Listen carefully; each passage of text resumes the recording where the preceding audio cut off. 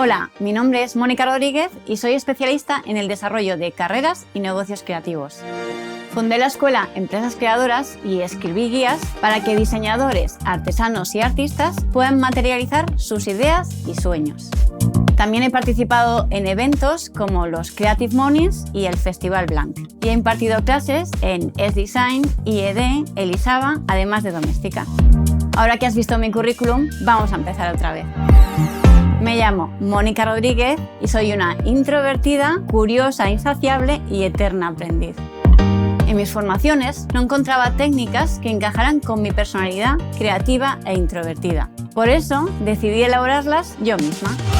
Desarrollé herramientas visuales y manuales que me permitieran avanzar rumbo a mis sueños, superar mi aversión a las ventas, perder el miedo a regatear e incluso disfrutar del proceso.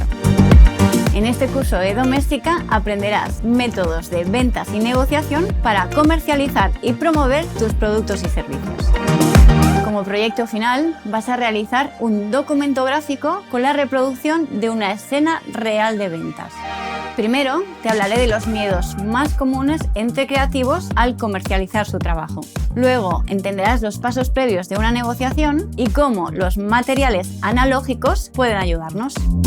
Después investigaremos nuestros interlocutores y a partir de ello organizaremos un inventario con tus necesidades y las de la otra parte.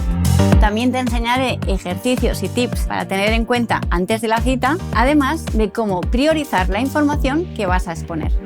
A lo largo de la puesta en escena revisaremos todos los detalles y veremos qué hacer en caso de que recibas un no o cuando seas tú el que lo diga. Y claro, te mostraré cómo proseguir si la respuesta es positiva.